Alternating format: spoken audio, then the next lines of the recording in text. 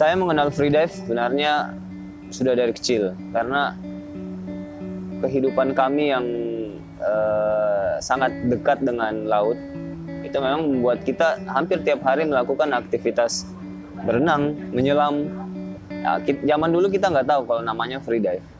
Saya mulai betul-betul serius menggeluti freedive sebenarnya dari 2011, 2012. Jadi ada nostalgia yang terbangun ketika melakukan aktivitas itu kembali.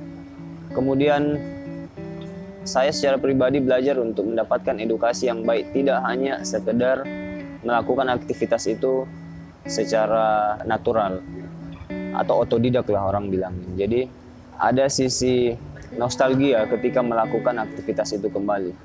Sekitar 2013-2014 ya kalau nggak salah, kebetulan saya berdomisili di Makassar pada waktu itu, ikut bergabung di salah satu komunitas freedive di Makassar, namanya Freedive Makassar. Disitulah awal mula saya mendapatkan banyak informasi tentang freediving, bagaimana cara melakukannya, dan mendapatkan banyak sekali teman dan merubah pola pikir saya terhadap freediving itu sendiri. Yang tadinya kita hanya menahan napas, menyelam, ini mulai membawa sisi-sisi pertemanan, solidaritas, persaudaraan, dan lain-lain. Karena hampir tiap minggu kita bersama, entah itu latihan bareng atau ke laut bareng. Saya makin senang karena dari yang awalnya tadi sendiri, akhirnya banyak dapat teman di komunitas. Kalau saya nggak salah 2014 atau 2015 saya ngikut salah satu event kompetisi di Malaysia. Ya, untuk pertama kali di situ saya mencatatkan nama saya di rekor Indonesia untuk cabang disiplin static apnea dan dynamic. Tapi kalau mau ditanya jujur, secara pribadi saya nggak pernah mikir soal rekor. Saya cukup beruntung untuk bisa melakukan performa yang baik, karena memang pada dasarnya saya hanya ingin merasakan pengalaman pertama kali untuk ikut kompetisi itu seperti apa sih.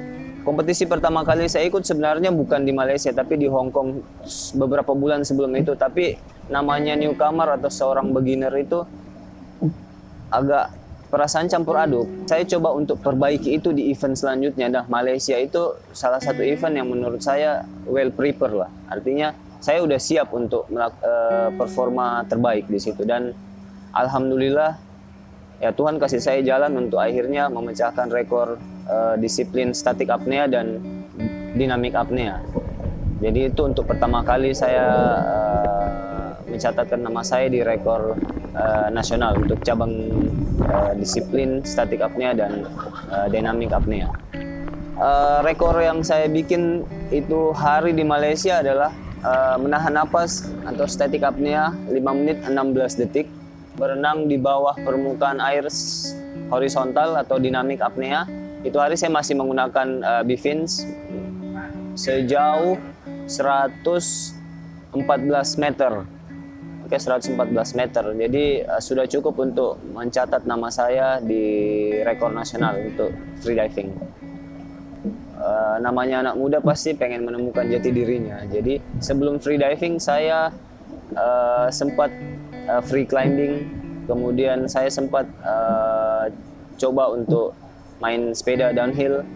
Cuman dari semua aktivitas yang saya lakukan itu sih memang hanya sekedar hobi. Artinya dibandingkan dengan freediving yang sudah saya geluti kurang lebih 10 tahun terakhir ini, memang saya belum mendapatkan penggantinya. Mungkin suatu saat saya bakal pindah di hobi yang lain. Cuman untuk sampai sekarang saya masih belum menemukan aktivitas atau hobi lain untuk meninggalkan freediving itu sendiri untuk sekarang ini. Secara pribadi sebenarnya freediving ini merubah hidup saya yang tadinya kurang begitu teratur menjadi agak sedikit teratur. Maksudnya yang tadinya pola makan tidak teratur, dengan freediving pola makan saya jadi lebih teratur. Saya mulai menjaga hidup saya lebih sehat. Sebenarnya mungkin karena aktivitas ini lebih cenderung dekat sama olahraga ya, maksudnya dia beraktivitas lumayan cukup berat. Makanya saya butuh untuk mendapatkan nutrisi atau makan makanan sehat supaya bisa mendukung performa saya. Dan itu menjadi kebiasaan dan akhirnya terbawa-bawa sampai sekarang. Jadi salah satu manfaat ketika saya pindah ke freediving ini adalah ya hidup saya mulai lebih sehat. Saya berhenti merokok, pola hidup saya lebih teratur, dan saya merasa tiap hari saya sehat terus. Kita tahu freediving itu adalah aktivitas yang berbahaya. Banyak orang yang berkonotasi bahwa menahan napas itu sangat berbahaya. Bahkan teman-teman yang ada di medis pun mengatakan bahwa aktivitas freediving ini sebenarnya memang berbahaya. Tapi saya sebagai orang yang menggeluti aktivitas ini sendiri, pengen kasih saran sama teman-teman bahwa freediving itu memang berbahaya ketika kalian tidak tahu bagaimana cara melakukannya. Tetapi ketika kalian tahu bagaimana cara melakukannya, maka freediving itu akan sangat menyenangkan buat kalian.